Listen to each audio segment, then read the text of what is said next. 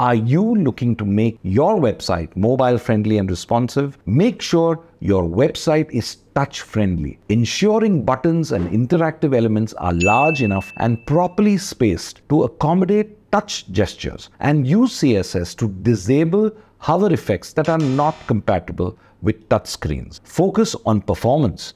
Now, mobile users expect fast-loading websites, so minimize your CSS and JavaScript and leverage browser caching and reduce server response times to optimize your site's performance on mobile devices. Design a mobile-friendly menu. Consider using a hamburger menu or a accordion-style menu to save space on smaller screens. Ensure it's easy to navigate and accesses all your web pages. Remember, a seamless user experience across devices leads to higher engagement and conversion. So what are you waiting for? Save this video and share it with a friend whose website is in trouble.